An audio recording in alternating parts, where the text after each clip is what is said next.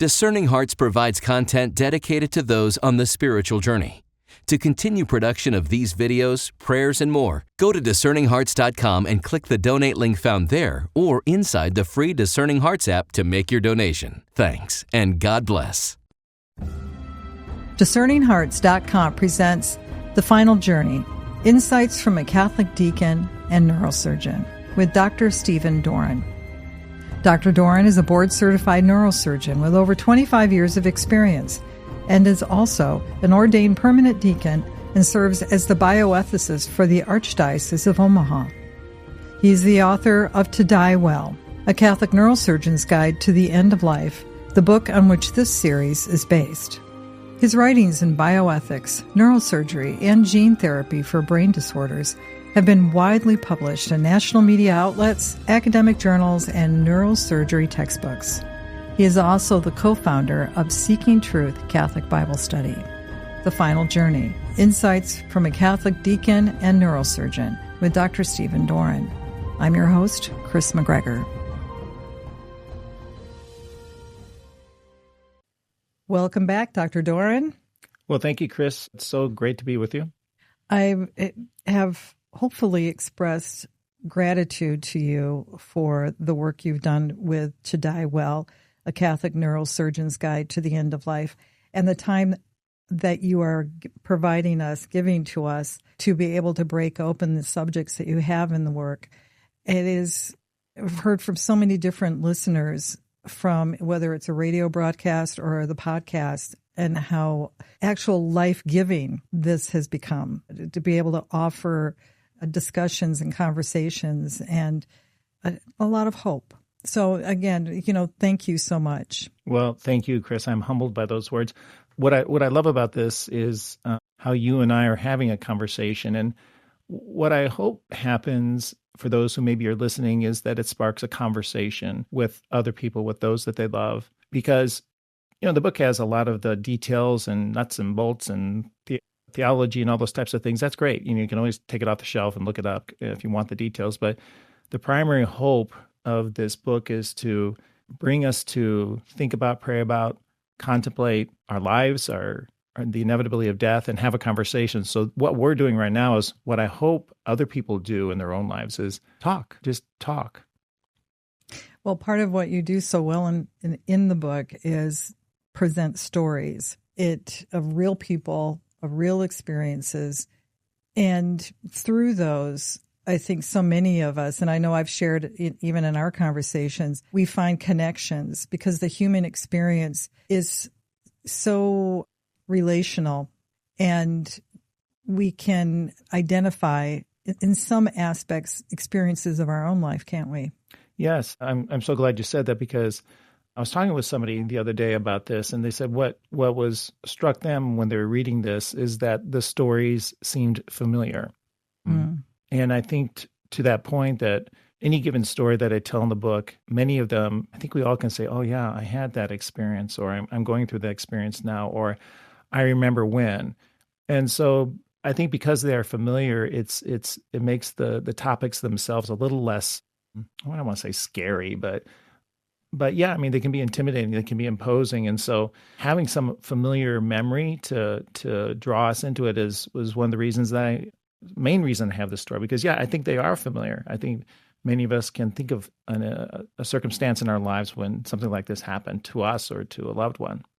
Previously, we've had conversations about end-of-life issues, traumatic experiences, or experiences of folks as they have an awareness that death is coming in their life, or this particular time of transition. And the one subject I think that is so strong for us to be able to become aware of is that in your chapter number 9, the deaths of despair. And that is so, the only thing I can think of is wide ranging, and yet it has its core, its root in a particular type of emotional and psychological cancer, doesn't it? It does. It's a broad category, but it's interesting. The title comes from some research that was done from some individuals Case and Deaton, who didn't come at this with any particular religious orientation or ideology, but they just started looking at data from the CDC and noticed that, at least prior to COVID, for the first time in 100 years, life expectancy dropped. It's like, why is that? We live in this time when all the modern medicines and support systems in our community were year after year, decade after decade, our life expectancy increased and then all of a sudden dropped. And why is that? And so they started mining the CDC data and found out that if you looked at three things, it accounted for the vast majority of why people weren't living as long prior to COVID. And what they found out is that the combination of alcoholic cirrhosis and drug overdose, opioid drug overdose, and suicide accounted for that change. And so that begs the question, well, what happened? Why all of a sudden, these things have been around forever. What was going on? Why did that all of a sudden become, in the last part of the 20th century into the 21st century, why did those things become so prominent? And so they wrote a paper and ultimately a book on which they titled Deaths of Despair, which I think is a very descriptive and accurate title, because if you look at those three things, it's essentially, how would I put it, people who are killing themselves. I know that sounds really harsh, and it's not meant to be, but whether it's the immediate action of a suicide, the immediate overdose of an opioid, or maybe the slow suicide of alcoholic cirrhosis, it's individuals who are killing themselves. And what does that speak to? What does that demand of us as a culture, as a community? Because I think we were talking earlier, Kris, about euthanasia. One of the things that you said, and this is at suicide, you said really, I thought profoundly, is like, when people are wanting to kill themselves, what does that say about the community? So we've got this medical suicide and killing of self, and now we have the non-medical suicide or non-medical killing of oneself through suicide, drug overdose, alcoholic cirrhosis. Again, it speaks to, what does that say about us as a community? And I was kind of dumbfounded by that question. I'm still struggling with that. What does it say about us or our community that this is happening? Those three elements of, whether it's, as you said, the cirrhosis, that is the damage to the body caused by alcoholism or the abuse of alcohol, drug addiction, and then suicide, those may have other factors associated with them, why somebody would begin that addiction or have to enter into that kind of despair. That's the perfect word for it, of course. How do you medically treat that? You can't just give somebody a shot and say, be fixed, or perform a surgery and say, you're cured. I mean, there's so many other elements to that, addressing that particular causation, isn't there? There is, and by no means am I trying to present a solution, because it's so big and so complicated. But I think that one of the things I hope for is, by maybe shining a spotlight on this, is not only to make people aware, but also to maybe change their hearts, how they think about things like this. Because I think there can be a judgment that people might form in their mind of someone who dies by one of these ways, and in other ways too, that someone who commits suicide, or someone who dies of an overdose, or someone who dies of alcoholic disease, that it can potentially, in our own minds, create a moral judgment. And I think what we hopefully do is kind of draw back, and before we allow our hearts and our minds to go, that is to say, okay, what's going on here? I might not know on a personal level, but just a more broad understanding of humanity and loss and the fallen world that we live in. And before our hearts and minds go into that direction, hopefully move us more towards compassion and love, and a desire to support and to seek out those who are on the margins, who are in despair. Despair comes from isolation, and so many of our problems in this world come from isolation, physical isolation, spiritual isolation, emotional isolation. And how can we break through that isolation? Because the natural response to isolation is sadness, it is despair. And so I think it comes back to what you had said earlier, is like, what is our community's response? How do we respond to these things so that we can break through that isolation? Yeah, we're beings that were meant to be born into relationship. We were born in the image of God. Well, what is God? God is a Trinity. It's a relationship. Right. A relationship of love. And so when you are separated from that, when you no longer are in relationship, you're isolated, there's a pain that comes from that, isn't there? There is. And I don't want to pretend to, propose that we either individually or we as a society can solve all these problems and poof, all of a sudden no one commits suicide or overdoses from drugs or whatever the case may be. That's not, of course, that's not, what I'm saying and what I think is possible. But what I think it's trying to do is to encourage us to be willing and to enter into suffering. I mean, this theme of being willing to enter into the suffering of other individuals is not only this chapter, it's many chapters. It's beyond the book. That the experience of suffering, the great why, the great argument against the existence of God is a reality that we have to be willing to enter into, but in such a way that we're not coming across as simplistic platitudes and things like that and trying to explain away someone else's suffering. I was reading a book. Monsignor Albacete wrote this beautiful book about suffering, and he was talking about how we accompany people in suffering, and he said that it is a violence to them for us to try to explain away their suffering. For me to go in and say, oh, you're suffering because X, Y, Z, or whatever the case may be, we can't do that. We can't explain away another person's suffering, but we can be with them. We can, the word often is accompany, and it's a word that we hear a lot, but there's a lot of truth to that. That in someone who is isolated, to accompany them in some way. We can't make it go away. We can't explain away their suffering, but we can be with them. And just like Job would cry out to the Lord, that we listen to that cry, not that we have a ready response. We don't, but we listen to it and we enter into that mystery of suffering. So that I think is the response for us here as we talk about death of despair, but then also in many other ways, that difficult question of suffering and what is our response? It's not to explain it away. It's not to tell them, oh, it'll be okay, or you are suffering because X, Y, Z, but rather to just be with that person, allow them to cry out and to be there with them. It reminds me of the writings of Edith Stein, the St. Teresa Benedicta of the Cross, who would use the term co-passionating, compassion, but co-passionating with someone, entering in and being there in their passion, similar to what Christ experienced in his passion. Right.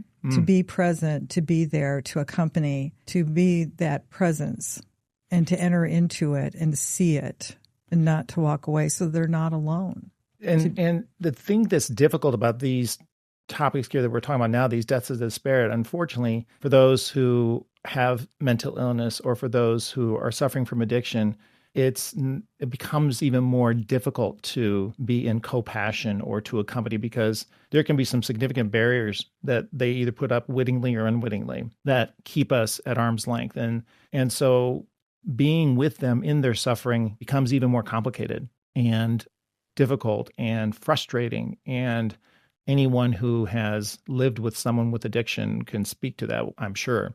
How hard it is that despite my best efforts, this person will not let me in. Or the person with mental illness who, through no fault of their own, just is incapable of allowing people into their lives. So it becomes even more difficult in these things that we're talking about now.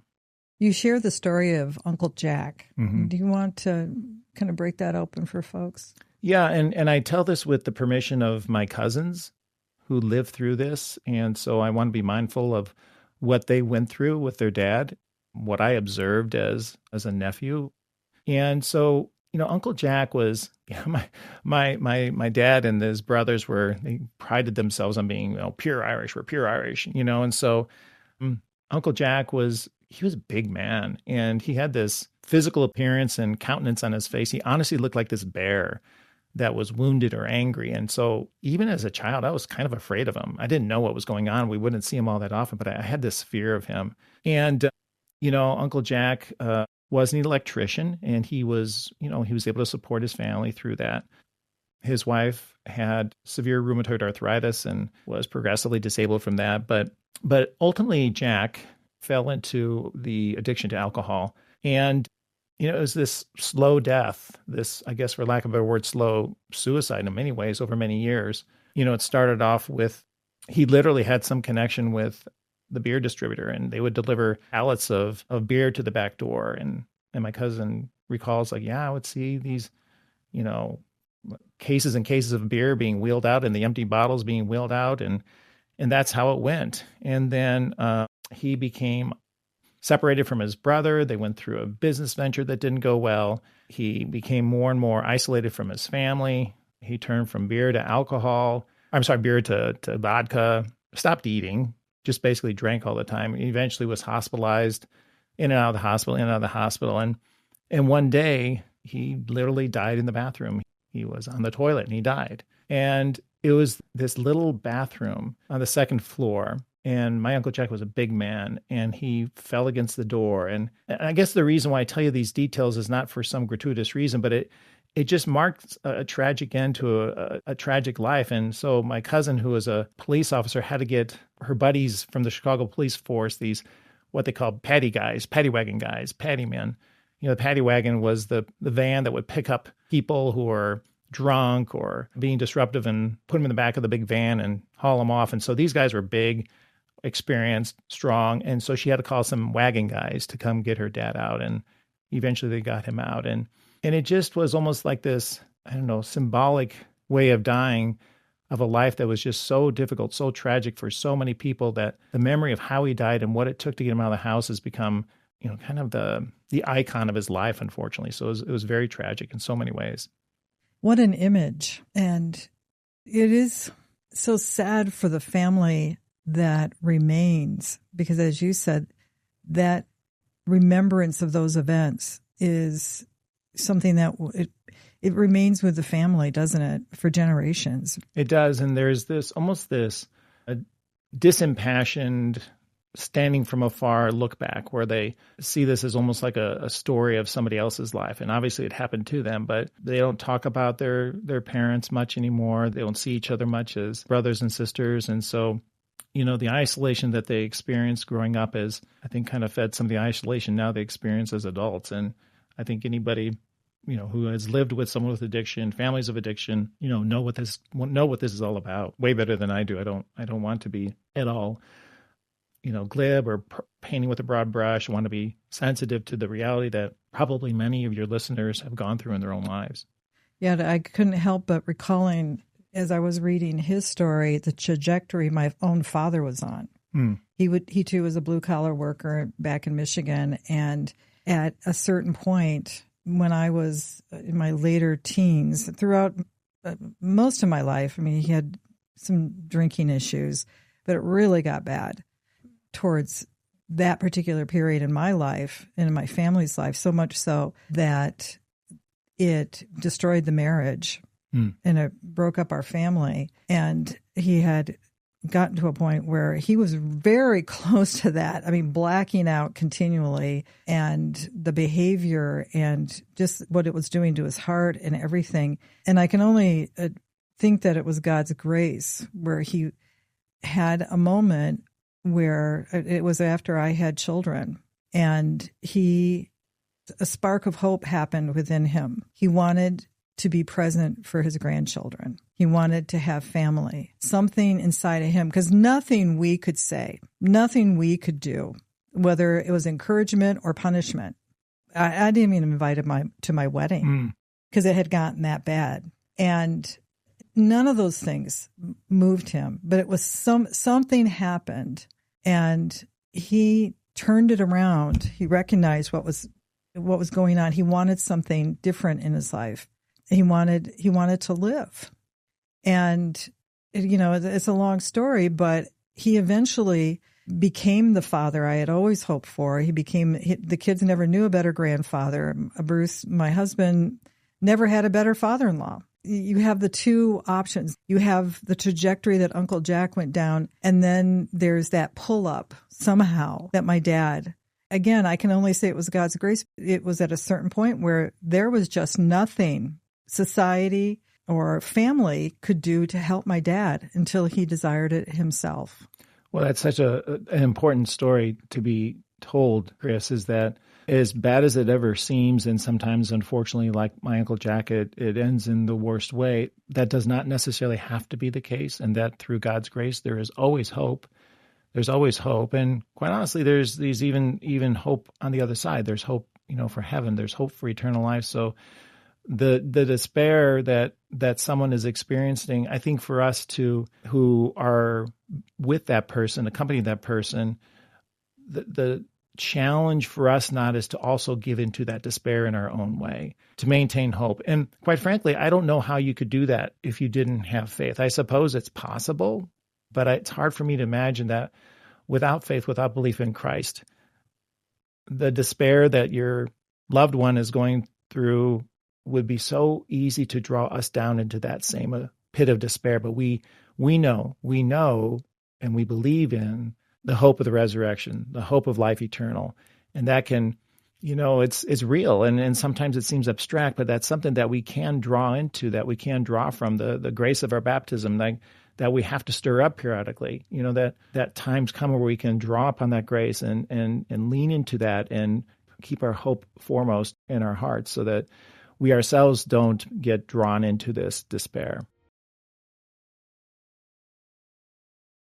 It is interesting that the experience of Uncle Jack and even of my own father kind of mirrors what they found in the studies as far as those who were affected by, seems to the greater extent, it just happens to be statistically true, bearing from their study, that it is middle-class white men are on the top of that list. Yeah, and I think that was surprising to them, and it was surprising to me when I first read the paper that they put out, and then I read their book where they opened it up more. And there is a lot of statistics and a lot of analysis behind that, but yeah, it was what they found. It was blue-collar, middle-aged white men were the ones who were dying at a high rate of deaths of despair. Now, I think since they've written their book, I think that they probably need to do a sequel and start looking at the extent of suicide that's really taken off in younger people. I think that was just starting to be an issue when they wrote the book. And you wonder how that's changed in the past few years. But at least when they looked at this in, 2000s, early 2010s, it was this phenomenon. Well, that's the wrong word. It was this tragic situation of blue-collar, middle-aged white men who were dying deaths of despair. And what they tied it to was economic disparity, is what their argument is. And I think, you can make, there might be people who have a counter argument. No, that's not really what the case is. But statistically, what they attribute it to is that because loss of economic opportunities, men living in the Rust Belt, even if they had jobs, those jobs weren't sufficient to support their families. That was the trigger for them to go down this pathway of addiction, suicide, depression, things like that. So not a problem that's easily fixed. How do you fix economic disparity? I mean, goodness, what a huge issue. But it's interesting that same phenomenon didn't happen in other communities. African Americans, for example, they didn't find the same statistical anomaly that they did in white middle-aged men. Now, I'm not trying to set up some sort of racial issue here or not. It's not meant to be that. But I think what it speaks to is that when individuals feel that they cannot provide, they cannot care for the people they want to care for or themselves, it can change where they seek their consolations. I think people and men in particular, I think men do take a great consolation and pride in them being able to provide. And when they can't, and where do they go with that desolation that comes with that? Well, chemicals, other addictions can be the natural consequence for that. So I think we need to look at what it is that is driving this. How can we as individuals, how can we as a society help maybe change this? And how do we, being aware of it, I think is the first step. All I know is from my own experience, again, of growing up in that blue-collar family, and I think the pressures are true, and I think it could be said for my dad, that there is also a societal type of pressure that's given to us of a standard of living, that if you can't attain these particular goods and obtain this particular type of life, you're a failure. Mm-hmm. And for my dad, he pushed and worked harder than he probably should have in those years where he found the solace in something. I think it was classic self-medicating because he just had to keep pushing because you had to have all the things. That's, I think, one factor, possibly. Mm-hmm.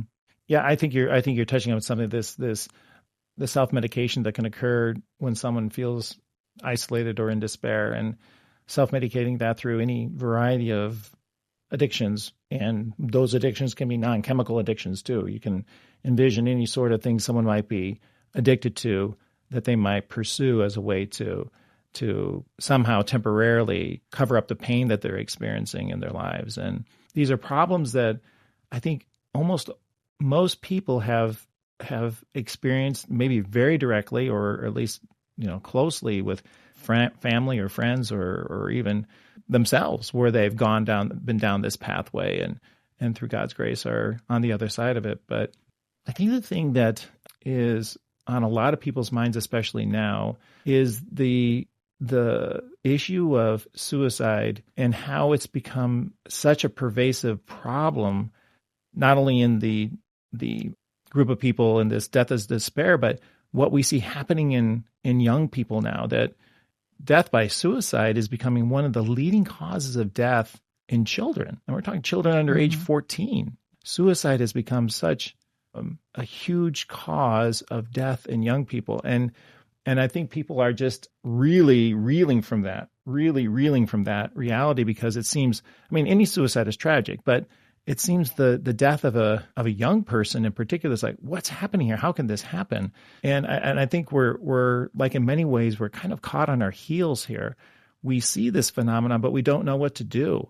We see young people killing themselves, astonishingly increasing rates, and it creates our own sense of, oh my goodness, what can we do? What can we do here? And so I think this is an area that we really need to look at. Not to ignore other populations, but I think you could hypothesize all sorts of things that lead to this. I think, again, isolation is the common denominator with this. And there's been a lot written about, the generation of who've grown up with devices and smartphones, and how, while some behaviors have become less common, like teenagers don't drink and drive as much anymore. They don't get as pregnant anymore as they once used to. They don't do as many dangerous things. They're more and more isolated, more and more time spent on their screens and on their phones. And then that isolation leads to emotional problems, depression, and unfortunately suicide as a result in an alarmingly greater number of young people. I've seen studies done on this, that the use of a phone to scroll, to continually receive new information quicker and faster, actually has an effect on the human brain, that it produces a hormone that is similar to what is experienced when one is on cocaine. It's medicating. It's, you take this and I've got to scroll. Before you know, you have spent a half hour or an hour receiving information, getting things, and try to put that down. Try not to go to whether it's, I'm just going through Facebook, or I'm just going through TikTok or Twitter or whatever that is. But it's not only the mechanism of the scrolling and seeing, it's what you're feeding into your brain, the messages. Whether you're good enough, you're not good enough, you should be doing this, you shouldn't be doing that. This is not an activity you are actually physically sharing with others. How often, and I know I do it, I'll be on the phone, I'll be scrolling, and a family member comes and I'll flip the phone over because I don't want them to see what I'm doing. Yeah, right. That's just real. And it's not that I'm ashamed of it. It's just that, well, this is just for me. Right. And for our particular generation, whether you're a boomer or a Gen Xer or whatever the term you want to call yourself in whatever generation you are, I don't think we appreciate what we've trained our kids, those who are younger than us, because we gave them the devices and it seemed to settle them down. It's like the same thing when we put our kids in front of televisions in those early days of the VCR, and we put in the Disney movie that they watched over and over again because it settled them down. And I knew where they were. I'm just being real as a mom. And they would watch the movie over and over and over again instead of maybe being outside and playing or being involved in a community, that aspect. Yeah. I know these are wide generalizations, right, but I don't know if we appreciate the damage that has been done to us physically just by this particular type of addiction.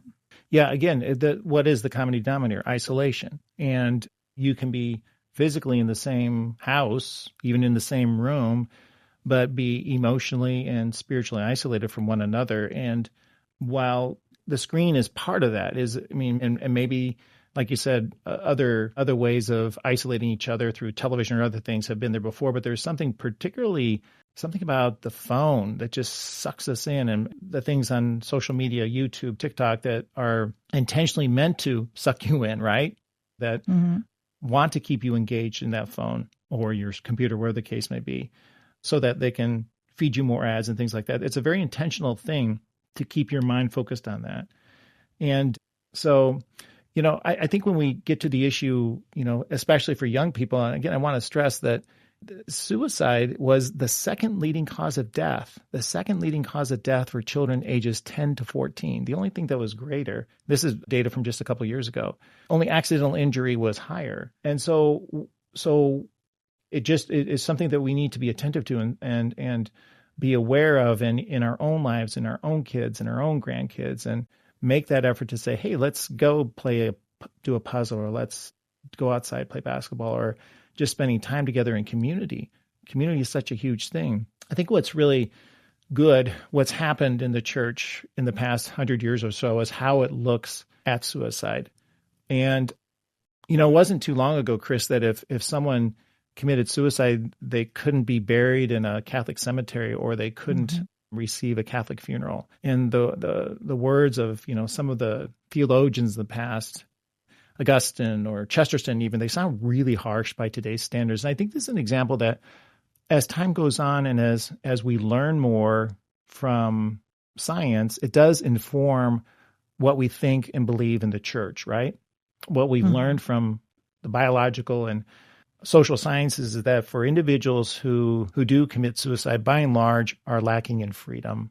And that because of mental illness, depression, things like that, they lack freedom. And, Catholic moral teaching says that for a sin to be mortal, it has to be a grave matter, which of course suicide is. It has to be done with full knowledge, which may or may not be the case in someone who's committing suicide, and has to be done in freedom. And I think that's the issue, where people are starting to realize that a person who commits suicide, for the most part, probably is not free. We don't know. Obviously, we're not inside their minds, but it softens our hearts, and it makes us, instead of standing in judgment, we stand in humility and compassion and empathy and love, because we can imagine someone who felt so compelled by whatever was going on in their lives that they saw no other alternative than to end it. And so the freedom to be rid of that, to be able to put that aside and say, no, I'm not going to go there. I think that's a big part of how Catholic teaching has changed in this area, that we recognize that people through mental illness are lacking in freedom. It doesn't make by no means does it make the act anything less than what it is. It is sinful. Committing suicide is a sin. I don't want anybody to think like otherwise. But what it does is it changes, like, okay, yes, the action is sinful, but where is the person's freedom? We don't know. And so we want to approach this in humility. We want to approach this in love, so that as opposed to judgment. And so that the response then for someone whose loved ones committed suicide, I think historically it was one to isolate them even further. No, we're not going to let you have a funeral. No, we're not going to let you be buried in a cemetery. Well, that I think we realize now is not the right approach, because that just drives even further isolation. Instead, welcoming those people as best we can in their pain, to be part of our community, to welcome them into the community. And keep in mind that the pain that happens when a loved one commits suicide, that doesn't go away ever. It just changes things forever for that family, for that loved one. So that invitation to be in community can't be just for the first few weeks or few months afterwards. It has to be an ongoing invitation to come join us, be with us. We want to share your pain. We want to love you and support you. And so I think that's a beautiful change that's occurred in Catholic teaching over the past century or so, is a recognition of the lack of freedom that I think a lot of people have when they kill themselves. A part of that, I think, is a real key for what you just said, is that you are going to share their pain. Mm-hmm. We don't want to share pain, Steve. That's one of the reasons why we turn away. Because to compassionate is the same reason why the apostles all fled Jesus. They couldn't bear what they were witnessing. They couldn't reconcile that. And there's only one young boy, a woman who had sinned, and the Blessed Virgin who stood at the foot of that cross. Right. When Jesus entered into the pain of humanity at its worst. And for us who are Christians who have been baptized into that mystical body of Christ, it's precisely what we're called to do, is to enter into that like him. And it's a very difficult thing, isn't it? I mean, you can't do it without grace. No, and you can't. And in some ways, you have to be almost kind of intentional in anticipation of encountering pain, whatever the pain might be in another person. We uphold our first responders. I mean, they're the ones running into the fire, while everybody else is running out. And I think in some ways the call to us as Christians, the call to us as Catholics is to be that first responder, the person who runs into the pain as opposed away from it.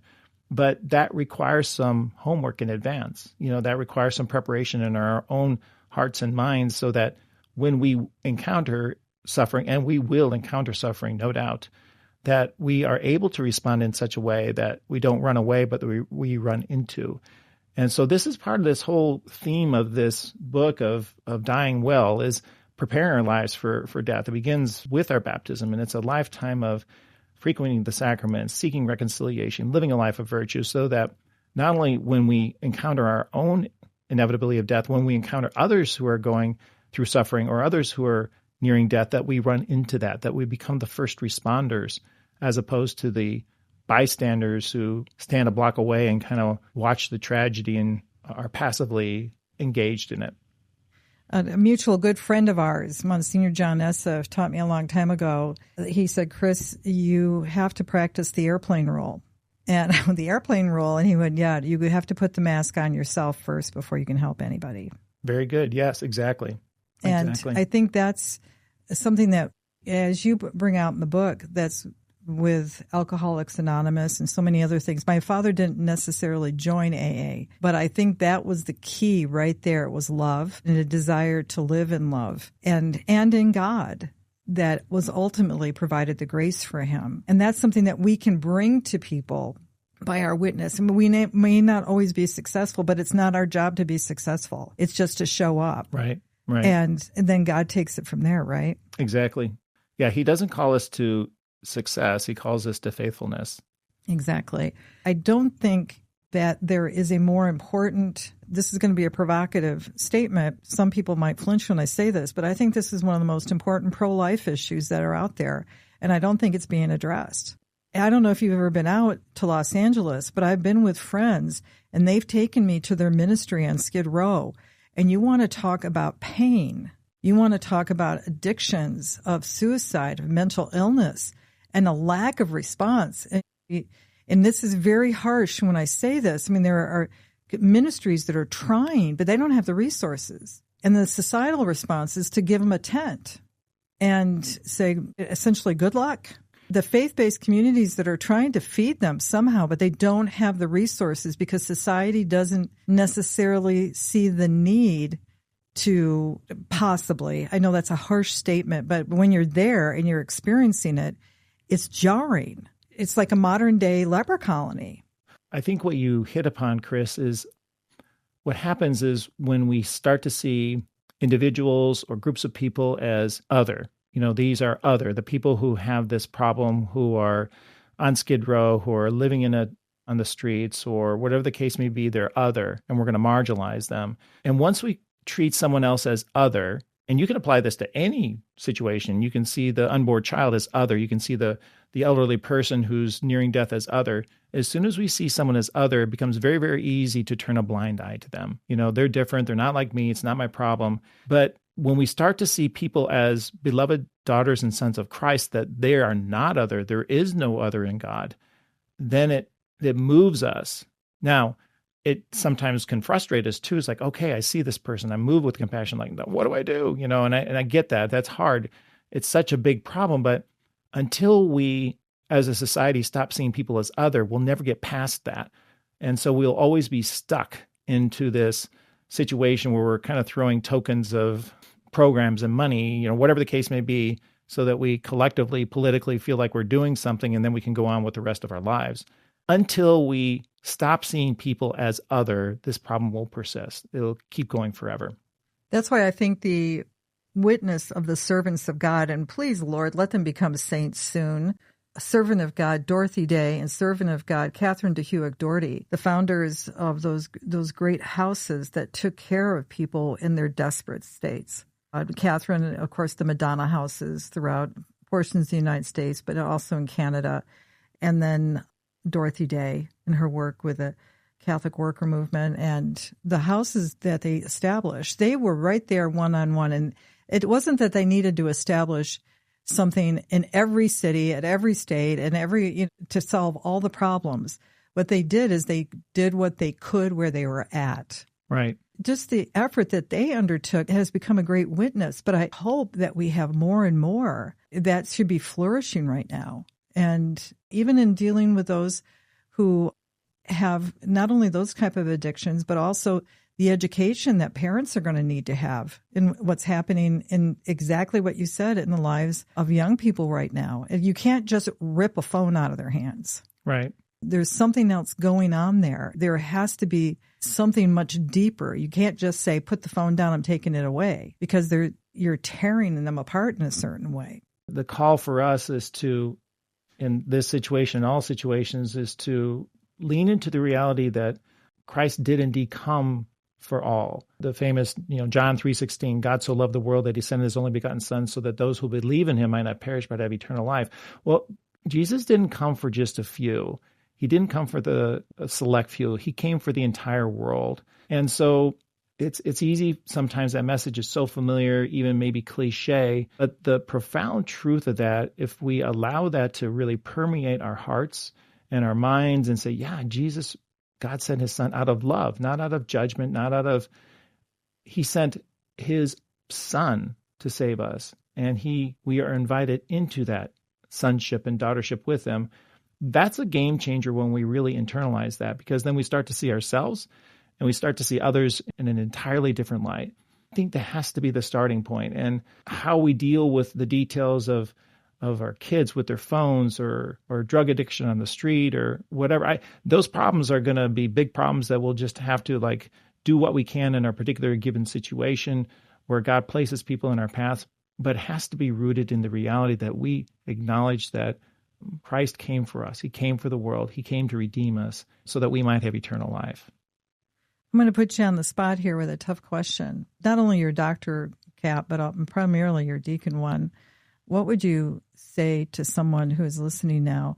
It's not so much about somebody else in their life, but it's something they're going through right now. And they may or may not have recognized the track their life's on. It could be a woman at home with kids who just has to have a couple extra drinks every night and just can't let go of that. Or it's somebody who is pursuing things in a way that is damaging their health more and more through that particular activity in their mind. What can you say to them as a lifeline?